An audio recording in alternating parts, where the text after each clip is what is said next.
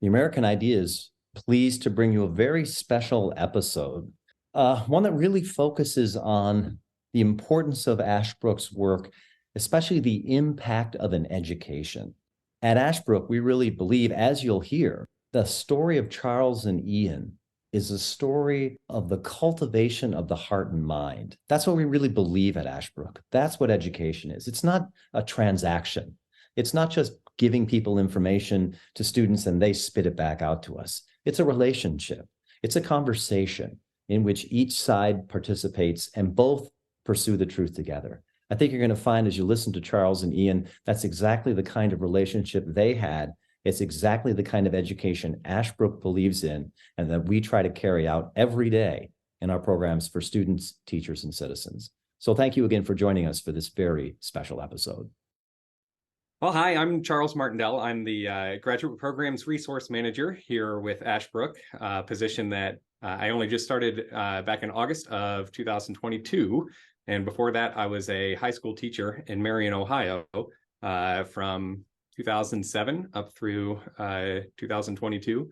So I discovered the Ashbrook program as a teacher. I took the I got my master's degree, Master of Arts in American History and Government, the MAHG degree, and so came back to help them with their teacher programs.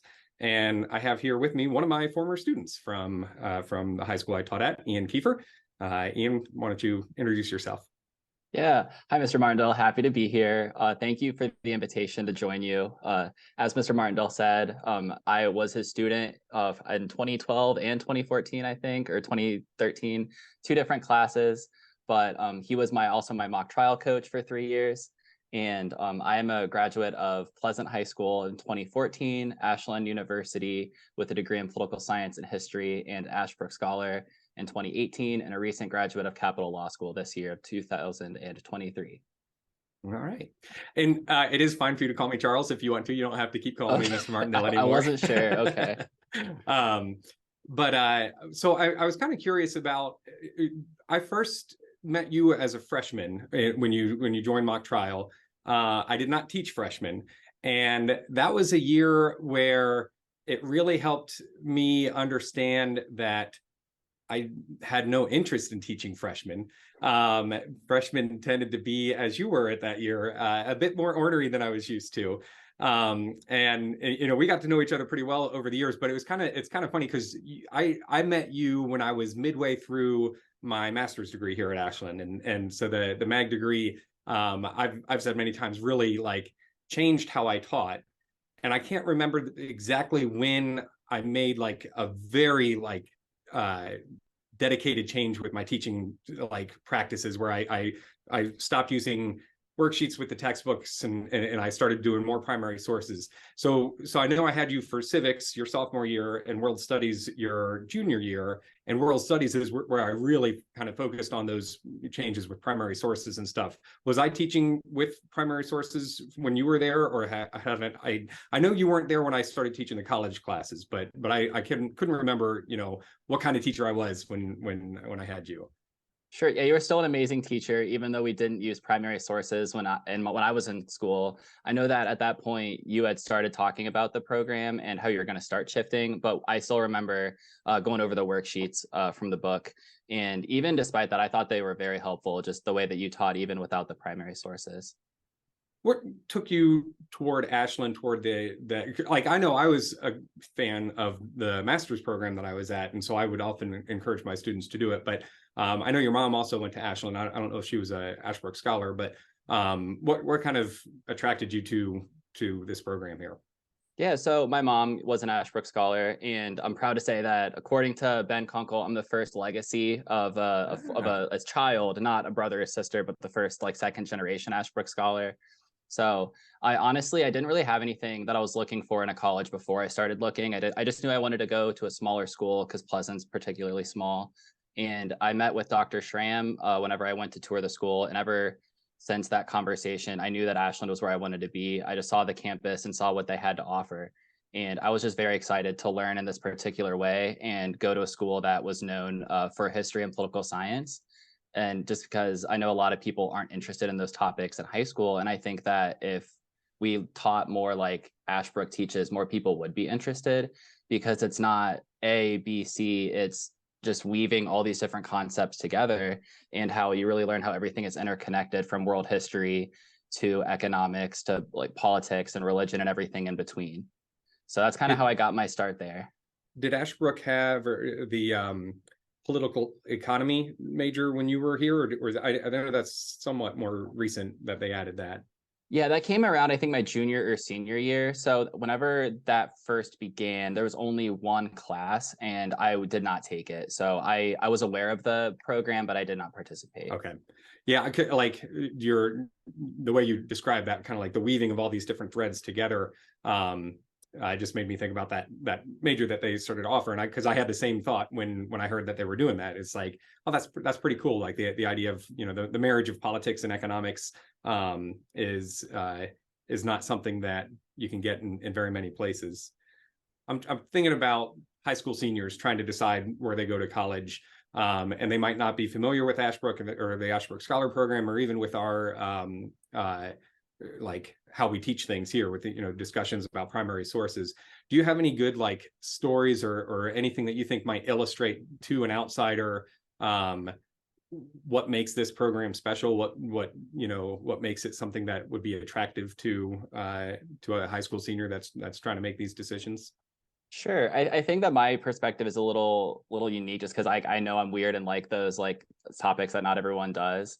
But I think that a good example was, I was talking with one of my friends who graduated from Kent State, and she was telling me about her political science experience and how they just learned a lot of political theory, like political science theory, not necessarily like Hobbes and Locke or something like that, but like critical race theory and gender theory and peace theory. And whenever she was telling me those things, I had no clue what she was talking about. And I really don't think that I needed to understand the conversation.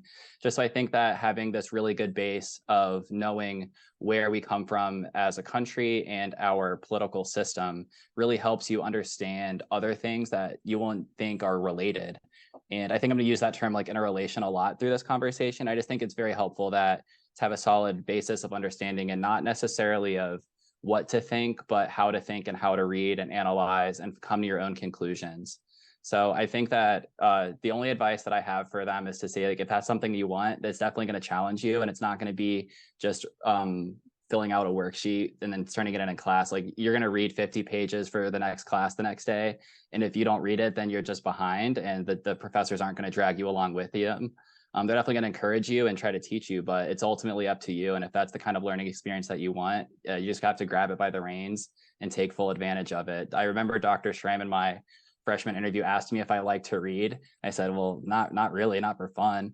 And he said, it was like, well, I'm not sure if this is going to be for you, because like we just do a lot of reading. And he definitely was right. And I liked to read before, but now I like it even more. And yeah. So that's interesting. Like your story about your friend from Kent State reminded me of a standard example that people bring up, the Chesterton's fence of you know, this you know, thought experiment about, you know, how do you want to make reforms, how do you want to make changes, and if you find this fence in the, you know, middle of a field and you don't know why it's there, then I'm not going to let you tear it down, you know, because you don't know why it's there. You know, go home, think about it for a little bit. If you can figure out why it exists in the first place, then we can talk about what changes you would make to it, or you know, about tearing it down or whatever.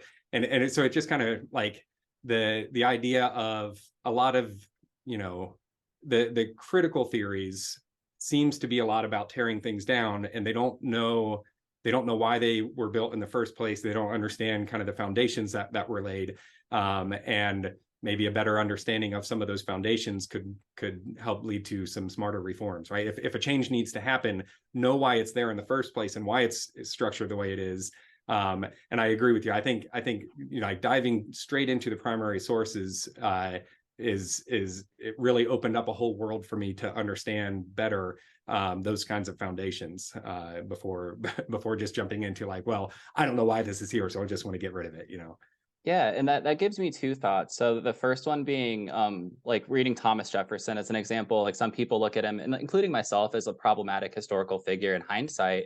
But at the time, like, he was just viewed as this like statesman and just great writer. And I don't want to take anything away from his writing or what he did for our country, but I just think that Ashbrook is the perfect example of a place that brings up someone like that, but also doesn't just gloss over some of the more problematic aspects of the time. And like, we use the term like, oh, like it was a different time back then, and that's definitely true. But Ashbrook doesn't in the next breath just gloss over it. Like, they fully accept that, but also they take in the good with the bad.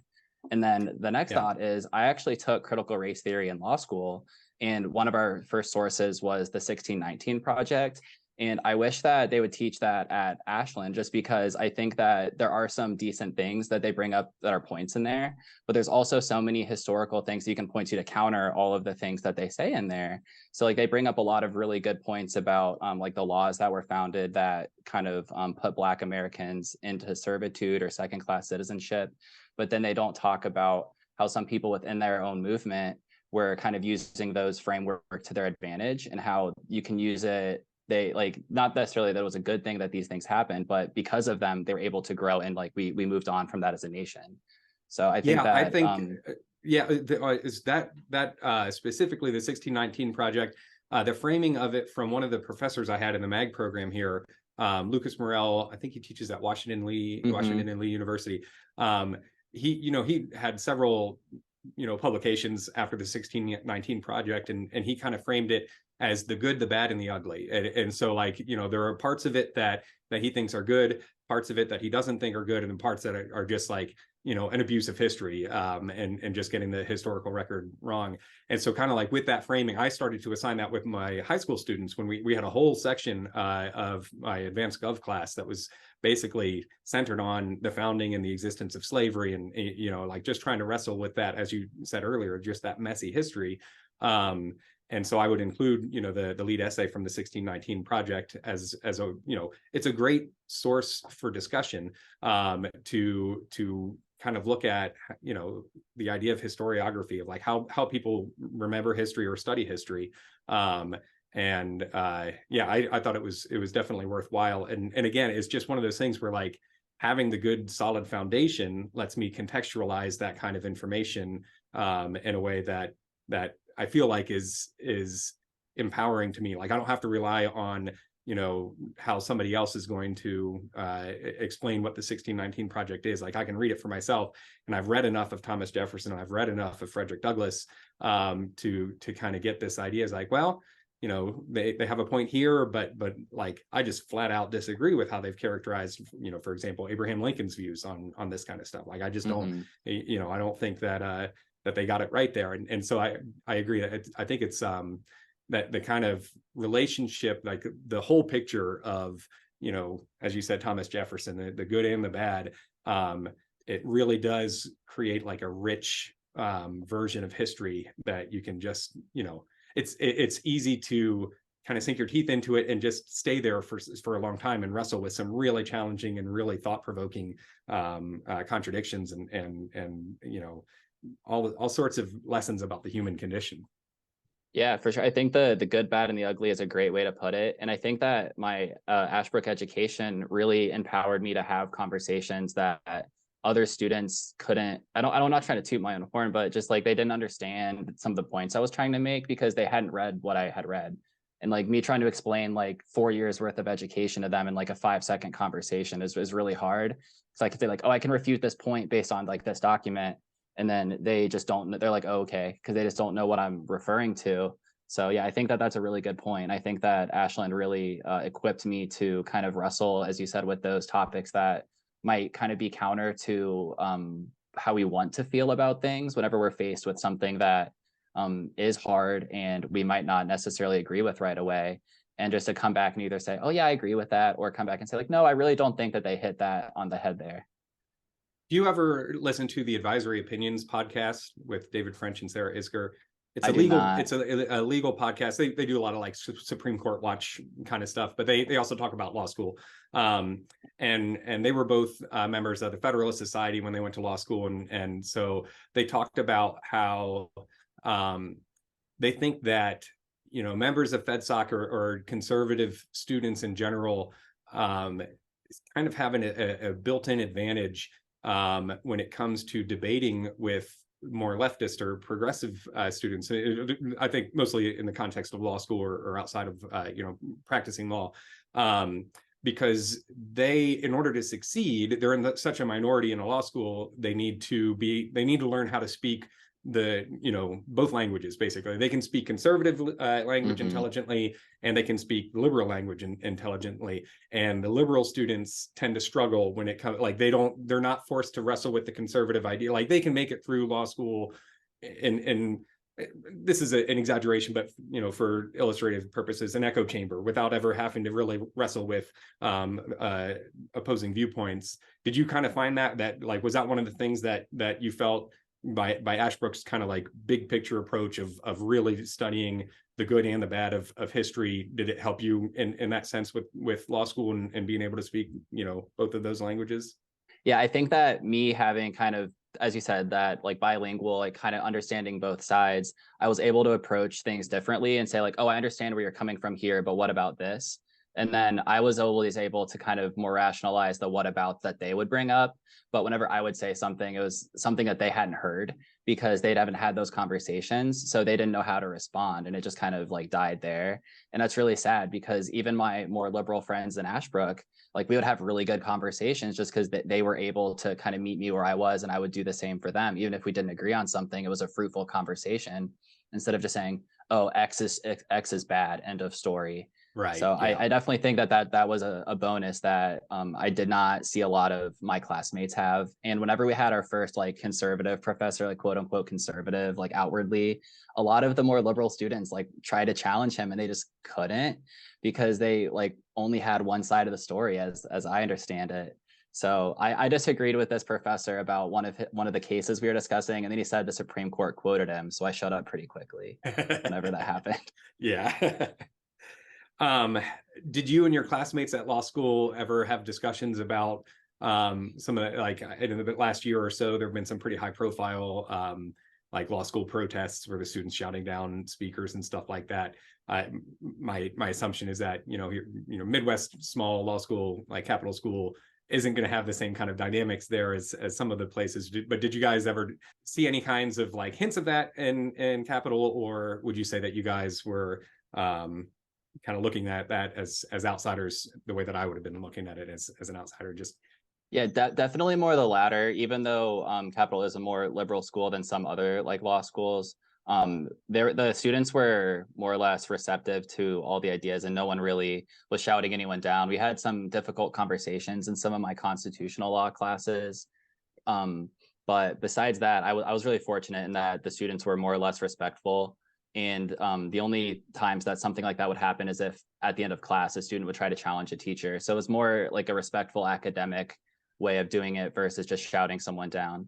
So before law school, but after Ashland, you spent some time working in the General Assembly, or maybe as an aide to one of our state legislators. Tell me a little bit about that. What were you doing in between those two times of your life? Sure. So in December of 2018, I started working as a fellow for the Legislative Service Commission. So I worked for 4 senators. And then in October of the following year, I started working full-time for 1 senator, and I had started law school in the fall. So in that period, I was clerking various committees, kind of just like learning a little bit about everything and going from there. And that's kind of, I took my gap year, not intentionally, because I wasn't necessarily sure what I wanted to do. But I eventually realized that I wanted to go to law school just to receive that kind of education and kind of move away from politics and more towards law. So your first year of law school did not overlap with your year as a staffer for the senator. Is that right? Like you had a year of a staffer, or did they overlap?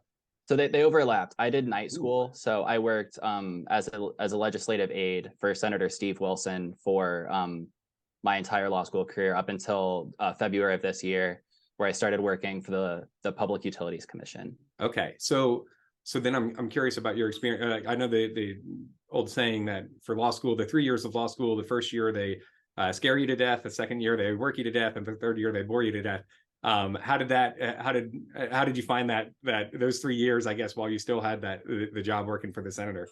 I would 100% agree. And as a night student, ours was 4 years. So it was kind of like 1 and 2 were essentially your first year as if we would have done full time.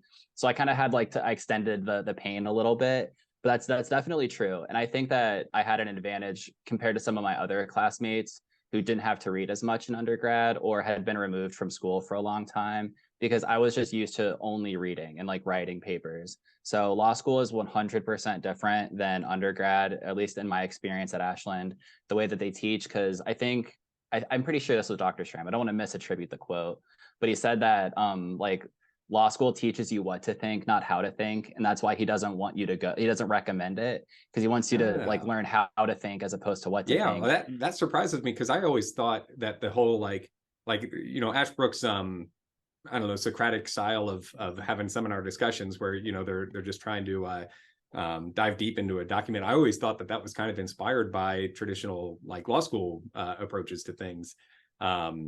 So that's interesting. I would not have expected that. Do you think that, I guess you kind of mentioned that you felt like the Ashbrook experience kind of prepared you, at least with the amount of reading that you had to do in law school. Did you ever have any classes with Professor Sikkenga?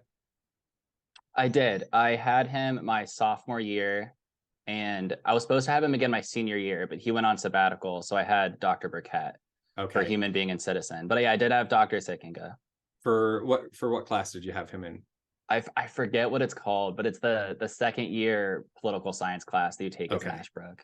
Did you send me one of your papers to look over for that class? I think I did. I don't remember if it was that one or if it was a different one. I was teaching. I think I by that time I was teaching Ashland's class, and they sent me his syllabus to do for that class. But the reason why I bring him up specifically is in the MAHG program, he teaches the Supreme Court class. He teaches like very very classes. So I was curious to hear from your experience with him and having gone through law school. Like in my mind, he seems like, and he's going to be listening to this to later, but I don't want to insult him. He seems like more of a law professor, like MAHG's version of a law professor, just because of the topics that he specializes in and the types of assignments he has people do. Like he has his students write a Supreme Court opinion for the Supreme Court class, and so I didn't know if you had any experience where like having him as a professor for undergrad and then seeing law professors in action, if there was a similarity like what I'm imagining in my head or not. Yeah, so I didn't necessarily have that experience with him per se, but I did have it with my constitutional rights and constitutional powers class. So in hindsight, he might have taught one of those. I can't remember, but I know that Dr. Stevens was the one that I remember as my teacher or my professor for that. And I definitely think that kind of was a good intro into what to expect for law school, because we read the cases very much the same in the briefs that we had to do, even though they were a lot shorter than law school briefs. They did encapsulate the same kinds of things. So it taught me really what to look for and kind of like how to read the cases. Okay. With your experience in the Legislative Service Commission, working for Senator Wilson, I know that you decided to kind of move away from politics, but while you were there, in the midst of all that kind of stuff, were there any like moments where you were kind of like struck like, wow, this is really cool what I'm getting to do, or like things that you were a part of that became a law, or that anything like that you felt like you got to see up close, or maybe even shape the outcome of something that I don't know, you're going to just keep with you for the rest of your life, even if you don't go back to politics? Yeah, definitely. I think that kind of have a twofold answer for that. One of them is in constituent services, and that was one of my main jobs my first couple years. And I think that people forget that the government doesn't just make the laws, they can also help you when things go wrong. And there are only certain things that they can do. But if it's within the government's power, it was very fulfilling to be able to help people who were really struggling. And you could tell over the phone or via email how exacerbated they were and that they're just at the end of their rope. So being able to help people and like see that positively affected them was really beneficial to me, I think. Especially it kind of made up for the phone calls that didn't go so well, and that people weren't exactly happy. And then secondly, Senator Wilson, he had been in the legislature for I think 5 years before I got to work in his office. And since his first year, he had been trying to pass a financial literacy bill that required everyone to take at least, I think it's 1 credit, I think it's a half hour of financial literacy in Ohio. And that passed whenever, I think in my second or third year working for him. So it was just really cool to see him from the beginning and how much work he put into that. And he really brought in people from all sides to say, like, this is what's going to work, this is what's not, because he had a banking background. So he knew what he wanted to do, but he didn't know how to do it. And he's the perfect example of someone who would listen to criticism, even if like something was his baby and he really wanted it to go a certain way. If it wasn't going to work, then it wasn't going to work. And he wasn't just going to force it through. So I was very lucky to be a part of that and work with him to see financial literacy be required in Ohio. You think, like thinking back again to when I knew you in high school, you're a senior in 2014, kind of looking ahead, how much of what you end up doing between then and now do you think would have surprised, Ian as a senior in high school? And how much do you think, like, no, this is like, you didn't maybe not know the specifics of what you wanted, but you kind of knew the direction from that point on? Yeah, I think that it's closer to the latter. I didn't exactly know what I wanted to do. I just knew like kind of the area I wanted to go in. And Ashland did a really good job of bringing in people who were graduated and had job opportunities, and they presented them like, hey, I work for X, here's how you can apply, and stuff like that. Was law school always something that you figured was in the realm of possibility, or is that something that you kind of settled on during your years in Ashbrook or not? Definitely. So I don't think that 2014 Ian would be surprised that I graduated from law school, because I really enjoyed mock trial and how I knew how the law kind of started to operate. And I knew that was what I wanted to get into based on my constitutional law classes, or constitution, powers and rights classes, and civics. I really enjoyed stuff like that. So I don't think that I would necessarily be surprised that I ended up here, but in hindsight, I guess I kind of really didn't have a plan. So I'm kind of surprised at how well it turned out. But 2014 Ian definitely been like, yeah, like we're going to do all that stuff. So if he would look at my resume now, I don't think he would be surprised, but just kind of getting here was a journey that I didn't necessarily see coming. I'll put it that way. So with Ashbrook kind of bringing in people of different careers or whatever to talk to the Ashbrook Scholars, what were some of the ones that stick out in your mind as like, oh, that's interesting. I wouldn't have considered a career in that kind of a thing, or Yeah, I think that the LSE fellowship that I did was a great example, because I did not know that existed. I didn't know how people got into working for the government. So whenever the alumnus would come back and explain what they were doing and how to apply, that really opened up my eyes to the possibility of like, oh, this is how you get a job after college. And these people did it, and they just kind of are like presenting the different options, because you just don't know what options are available, I think, until you do. So definitely being exposed to that and other opportunities made me realize what I wanted to do and what I didn't want to do. I don't remember exactly what it was, but I think it was like a economics think tank came in, and I was like, I definitely don't want to do that. So no shade to anyone who is interested in that. We need all kinds of people doing different things. But whenever the LSE fellows came, I knew that was something that I was more interested in. So what's next for you then? What are you planning on doing here in the next chapter of your life? Yeah, so I started working for the Public Utilities Commission in February. I'm a commissioner's aide, so I plan on staying there at least for another year. I'm studying for the bar right now to take that in July. So even after I pass that, either in July or whenever, it's fingers crossed. Yeah, fingers crossed. You just got to throw your best effort at it. But yeah, after I pass the bar, I want to learn more about the utility space, because it's definitely something that I'm interested in, and then probably move on to private practice after that if I'm lucky. But I'll definitely at least be in the space for the next couple of years. Do you think you'll ever hook up with a school that has a mock trial team to be their lawyer advisor? I have thought about that, actually. I thought about like what kind of options are available. I currently live in Columbus, so I know there's lots of schools around here. And I remember when Pleasant used to go to Westerville, it was a 50-50 shot if they were going to run all over us or we were going to run all over them. So It's good to know that little old Marion, Ohio, our mock trial team was able to hold it up with the bigger schools. We had some good years there for mock trial. That's for sure did. Yeah, and anyone listening, if your parents tell you you're good at arguing, so you should go to law school, that is terrible advice. That is not what law school is. If you find yourself in an argument in law school, you're doing something very wrong. So just go to law school if you want to practice law, and that's my best advice. I will say though, if for students listening that are considering a career in law, or maybe parents who have school age students that they're not really sure, if your school has a mock trial team, or if there's one in the area, have them try it out, because it really does make the law accessible in ways I think a lot of people don't expect law school to be something that they could handle. And then I think more people can if they approach it with the right way, and I think mock trial does a good job with that. I would 100% agree. Yeah, you'd be surprised at what you can accomplish, even if it's something that you don't think you're capable of. It's just by sitting down and taking the time and surrounding yourself with people who are similarly minded. And if you want to figure something out, I think mock trial is a great way to enhance your problem solving skills. And you'll really realize if you like it or not. Do you think having a couple of years of being in mock trial and like making a case to a grown-up who's a judge, did that help prepare you for your interview with Dr. Schramm, before you became an Ashbrook Scholar, to do that?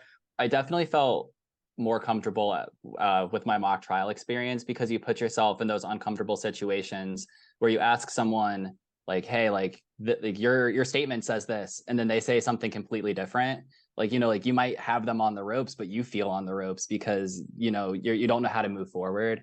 And I think that mock trial really teaches you how to remain calm in situations that you don't expect. And that definitely helped me with my interview with Dr. Schramm, and then interviews in the future as well. He was such like a towering figure that like I knew him as an adult, and I had some conversation. Very wonderful person, obviously. But I just try to imagine myself as a high school student, sitting down with him one-on-one. It's like banging the table and everything. Right? Yeah. Yeah. Yes, that would be quite intimidating, I would think. So no, I'm glad that you felt at least comfortable enough to fake comfort. Exactly. And that you were able to get into the Ashbrook Scholar program too from it. Yeah, me too. It was definitely, I think it's one of the best things I did in my life was doing the Ashbrook program, because I could have gotten a political science or history degree almost anywhere. But I think that I was uniquely prepared for life's challenges, and especially in the political climate that we see ourselves now, with lots of like just talking past each other. I think that without that, I don't know if I would be able to not fall into that trap, because it was very conversation based. And it's lots of like, you have to stop and listen. Like, even if someone says something you disagree with, that doesn't mean just like cut in and tell them that they're wrong. Just like listen, take in their whole message, because then they might come back and refute themselves, or kind of backtrack on their own. So, it's lots of just listening and understanding and meeting people where they are. I think that's a really great point. Like, and I know exactly what you mean too, because I felt like my classes at Ashland kind of prepared me in the same way, especially like as a teacher, if I'm teaching high school students, how to talk to each other and how to disagree. Just having that experience of you're in a room together and you're developing a relationship with each other. And as you said, like meeting somebody where they are, if you want them to join you, you've got to be able to find them so that they can come with you. And yeah, this approach of the discussions about these documents, it really kind of helps facilitate that idea that you're learning together. When you approach learning like this, where you're in a room together and you're developing this kind of relationship to learn what each other believes, and also what the person that you're reading believes. It just kind of has this way of building a community and making you understand that it's okay to disagree with each other, or as a lot of the professors here say, when you're going to disagree, do it agreeably, right? Like you don't have to argue and yell at each other. Students are debating bills and they're going to write a bill about gun control or about abortion. Like, how do you have a civil disagreement about those emotionally charged topics? And yeah, I agree with you. I think that something really important about doing that well and treating, I guess, to use another cliche from our MAG classes, each classroom is kind of like its own little mini republic, right? Everybody's there as an equal, and they're there to with the equal weight for contributing to the discussion. I would agree completely. We need more of it, and I think that Ashbrook does a great job of preparing people for it. Yeah, one of the best lines I heard was, "A mind changed against their will is of the same opinion still." So like if you're gonna yell at someone and try to change their mind, like you're not gonna change their mind if you force it on them. Like you just have to be like my one of the strategies I use with people who I don't think understand the issue as well as they think they do is just like saying like bringing up points within like that they've brought up, and then kind of saying like, well, what about this? And then how about like what would you say to someone who said this? And it's all about just trying to like have a conversation and understand where they're coming from, as opposed to just saying like and just wrong. asking the right probing questions that kind of gets them to, because it is so easy to just parrot, something that you've read or something that you've always believed without even understanding why you believe it. But if you get the right probing question that makes you kind of stop and think, that's how we start building those bridges so that people can come together again. Yeah, we have a lot more commonality than people like to think, because like not everyone agrees on everything, but most people agree on some things. And I think that if we look at the things we're more similar than different, then we can approach those differences with a more mutual respect and understanding where the other person's coming from, even if you don't agree with them. I can't add anything more to that. I appreciate you taking the time to talk with me today. This was great. I don't often get to have a nice sit down conversation with my former students to kind of get caught up with where they've gone. So this was really cool. Yeah, Charles, thank you so much for having me. But before we go, actually, I have a quick question for you. Have you read any good books recently? Ooh, gosh. Yes. Yeah. I'm a little bit behind the times with it because it came out a couple of years ago, but I just recently finished The Splendid and the Vile from Erik Larson, which is kind of a pop history type author, but he's just really gripping. I can't recommend it enough. It's all about the first year of the Blitz during World War II, and it focuses on Churchill and Churchill's family and some of his aides. But he's such a brilliant writer because he'll take like journal entries and stuff, like everything that's in quotes in his story are like literal quotes from the documents and stuff that he's researched, but he just turns it into like this thriller of a novel and makes it so I couldn't put it down. I just finished that not too long ago. So if you ever are looking for good historical nonfiction that reads like fiction, I definitely recommend Erik Larson for that. Okay, great. Thank you. What about you? Have you reading anything interesting lately? So I listen to a lot of audiobooks. So I think that I've been going through the Game of Thrones series recently, or the Song of Ice and Fire, whatever it's technically called. But I just started the last book that's available on that one. So that's what I've been sinking my teeth into. But before that, I read the first book in the Quintaglio Ascension series, which it sounds really funky, but essentially it's if dinosaurs would have been sentient on their own planet, like what would happen. And it's kind of like a parallel of like the Renaissance and like discovering that the earth isn't flat and that like the sun revolves around. So it's kind of just like using the dinosaurs to like as an allegory for humankind. So it was just like a really interesting story because it was basically the same thing that happened in history where like certain institutions didn't want things to happen even though they were faced with an irrefutable truth, and like how do you approach that with no power? So okay. Yeah. All right. Say the name of it again? So the first book was called Farseer, and it's called the Quintaglio Ascension series. Okay. All right. Oh, that's pretty cool. Yeah. So I didn't read a lot of nonfiction before, or excuse me, I didn't read a lot of fiction until after I left Ashland. So that's kind of like why I'm getting into all these different things. Well, you can't. I mean, I've read the Song of Ice and Fire series, and I'm jealous that you get to go through that for the first time. Like, it's incredible. It's just such a great, it's just one of those things where I feel the same way when I find out somebody's watching like Breaking Bad for the first time or The West Wing for I'm so jealous that you get to have this experience that I had a while ago, and I'll never get to have it again. But it's like so certain scenes in the book, once you get to them, you just think like, oh my gosh, like that's incredible. It's also great where kind of like what you were saying with the other series that you read, like it's fantasy, but it reveals truths about human nature and stuff in really compelling ways. I really think those kinds of stories that, fiction or not, like there's truth there when you have the right author who knows what he's doing. He can present some really, really good truth, valuable Yeah, and especially that's powerful in my opinion whenever it comes to the negative sides of human nature, like the, the desire to like murder and steal and stuff Yep. like that. And he just kind of George R. R. Martin just approaches it like matter of factly. Yeah. And I think that that's really powerful to just be forced to reckon with that and like, oh, like my favorite character just did this. Like, Yep. oh, really? Well, it's so funny too, because like there are like several times in that series where like one of the things that I think he does great is show the like realistically and this is kind of like the idea of like revealing truths through fiction. Institutions matter, and when you try to buck the system in certain ways, there are consequences for it. Like you might decide, well, everything else, forget it, I'm just going to do what I feel is right no matter what. And you can do that, and there's going to be a consequence for it, whether you're ready for it or not. And there are just so many times where like I'm going with the character who's like, no, I'm going to do that. I'm making this choice, and like I understand that it's a difficult choice, but I agree with the character. He's like, no, this is definitely the right thing to do.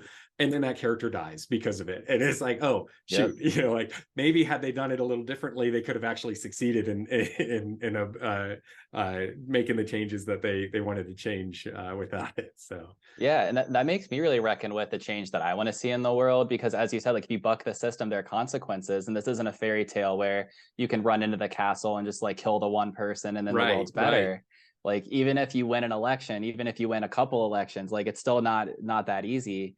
And there's this whole like turning of the tide of society. And I think that the example of the kingdom in Game of Thrones is a good allegory just to humankind, because like there's so many different peoples with competing views, and like they might think X because of some experience they had, and then that makes them inform their decision on how to move forward, and then that decision affects someone else, and it just how it just goes everywhere. And I really like how he takes his time and tells the story the way that it should be told, instead of just like rushing through things. So it's not like one book takes 20 years, it's one book takes like 20 months maybe, and that's it. Yeah. Well, thanks again for taking all the time to talk with me. This was really great. I enjoyed catching up on all of your achievements and directions. Good luck with the bar exam coming up, and with what comes next. I hope you're able to find the right position for you. I know you're excited to keep working with the Public Utilities Commission. But yeah, I'm excited to hear what's next for you, and I wish you all the best. Yeah, thank you very much. Thanks for having me on the podcast. And thank you personally. I wouldn't be here without you or at the Ashbrook program. So yeah, good luck with your new job and with all your future endeavors. Thank you very much.